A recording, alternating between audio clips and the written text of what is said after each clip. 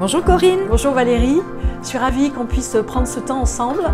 Tu représentes la maison de santé et c'est très important que vous puissiez vous mobiliser sur ce thème de la santé auditive. Voilà, donc si tu peux nous en dire davantage sur cette dynamique que nous mettons en place ensemble.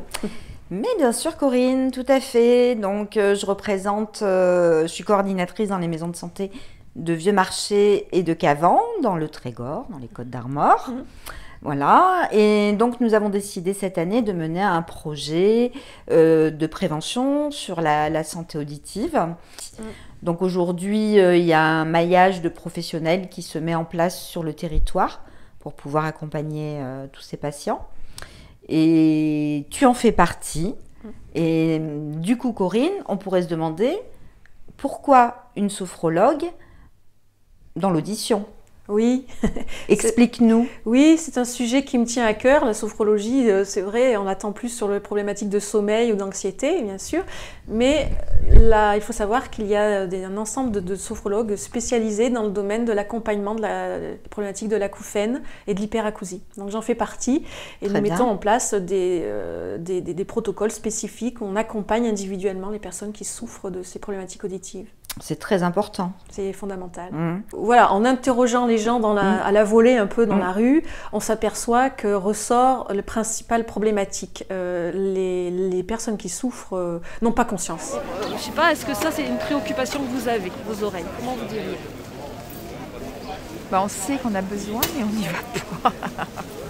Maintenant, est-ce que j'entends à 100% de ma capacité? J'en sais rien. Mais je comprends, ça n'a pas l'air de me déranger. Je sens qu'il y a une légère dégradation, mais bon, ça m'inquiète pas trop. Alors attendez, moi je crois que c'est à droite que ça va, mais à gauche pas du tout. En fait, on s'aperçoit que c'est un sujet majeur de santé quand on les interroge individuellement, mais qu'en fait, les Français se préoccupent moins de leur audition que de leur vue. Visite médicale d'embauche, on me demande de faire un test auditif. Alors je suis un peu étonnée quand même, mais je fais ce test. Bilan du test, une fois que je vois le médecin, il me dit « mais vous avez moins 20% d'audition en moins ». Mais oui, je me suis pas posé la question parce que c'est un peu comme c'est un petit peu comme la vue. Jusqu'à ce qu'on n'a pas le problème, on ne se pose pas la question. Nos oreilles, on a un capital auditif. Ces cellules ciliées de l'oreille, elles sont très fragiles. On n'en possède pas une grande quantité. C'est quelques milliers dans chaque oreille qui sont responsables de notre bonne audition. Quand ce capital auditif est endommagé par une source de son trop forte, bref, une nuisance sonore, ou une écoute prolongée par exemple, ces cellules ciliées vont s'abîmer et vont nous priver d'entendre sur certaines fréquences. Et une fois qu'elles sont abîmées, ces cellules, elles le sont à vie. Vous travaillez dans le bruit? Bah oui, tracteur, tronçonneuse, meuleuse, enfin, on a quand même des outils assez bruyants en agricole, quoi.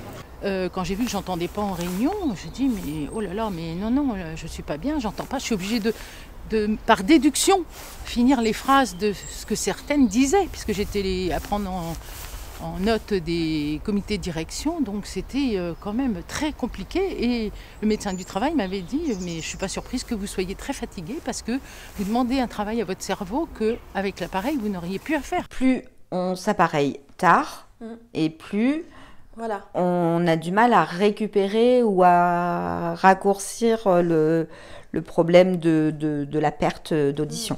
Alors voilà, donc quand la perte d'audition est avérée, il y a plusieurs degrés.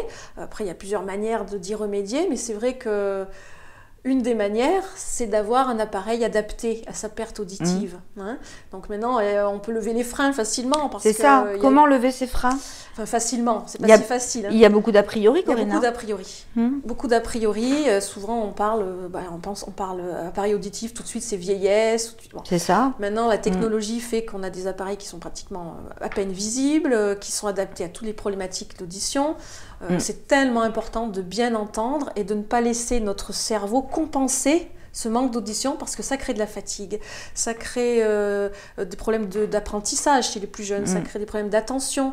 Et puis plus on avance en âge et plus ces problèmes auditifs qui s'accentuent vont entrer en jeu dans les problématiques d'isolement, de dépression. Oui, ça entraîne d'autres problématiques. Ça entraîne d'autres problématiques dont on n'a pas forcément conscience et qui sont très importantes. En fait, mais je pense qu'avec les oreilles, on peut se désociabiliser très très vite.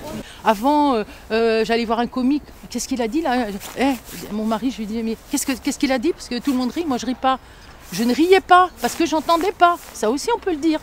En fait, sur une liste de préoccupations de santé, la surdité et acouphène arrive en deuxième sujet de préoccupation des Français après l'AVC, après une enquête récente. Et de façon contradictoire, un peu, les Français estiment être... C'est le sujet sur lequel les Français estiment être le moins bien informés. 90% des acouphènes, c'est donc une baisse d'audition qui provoque ça. Donc des fois, le fait d'être appareillé, alors c'est un sacré pas. Il faut accepter l'appareil. Maintenant, pourquoi c'est difficile de faire le premier pas? Parce que ça correspond, je pense, à une image aussi de vieillesse. Je pense que c'est signe de vieillesse. Moi, personnellement, si je dois être appareillé pour entendre, je m'en fous. Mais pour certaines personnes, on peut comprendre que ce peut un peu dégradant, un peu vieillissant. Ouais. Nos oreilles sont des organes qui sont totalement importants et vitaux pour notre bien-être et notre mieux vivre. Nos oreilles, on y tient. C'est ce qui nous permet d'être reliés au monde, ce qui nous permet de vivre pleinement sa vie, d'être pleinement dans la vitalité. Gardons le contact avec nos oreilles. C'est hyper important. C'est hyper important. C'est un sens qu'on a trop négligé. On parle du goût par des cuisines, des recettes de cuisine, mais parlons aussi de nos oreilles. Vous me faites poser des questions que je n'avais pas ce matin en me levant. Ils n'ont pas trouvé un vaccin pour ça?